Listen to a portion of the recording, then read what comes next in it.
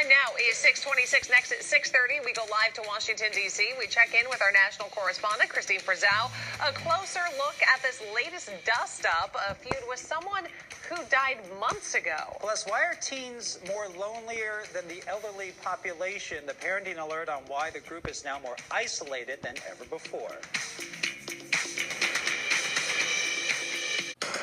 You're watching KOMO News at 6.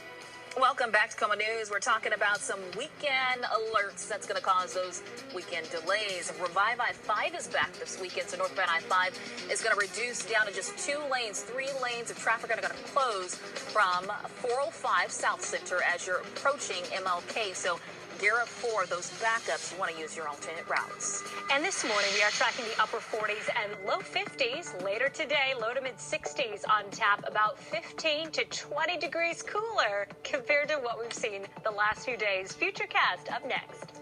If you are just waking up, here's a live look from Mount Vernon this morning where an investigation's underway into the death of a man hit by a car after he was tased by police. The investigators say it all started with a report of shoplifting from a Walmart in Mount Vernon. Police say officers confronted the man, and they were talking with him when they say he then ran away. At some point, he was tased by an officer, then fell down, and then was hit by a car. KOMO's Theron's on is in Mount Vernon right now. We'll check in with him in about 15 minutes.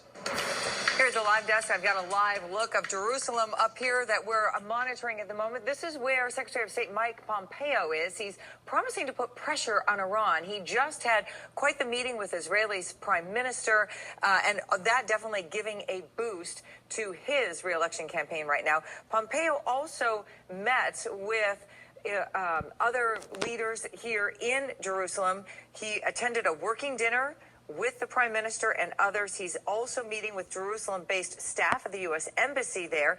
Before going to Jerusalem, he had been in Kuwait, and now he's headed on to Lebanon before he comes back to the U.S. Now to Washington, D.C., where we are expecting a number of new headlines as the day wears on. So let's check in with our national correspondent, Christine Frizzell, live on Capitol Hill. And Christine, Congress is still out, but what's on the White House agenda today?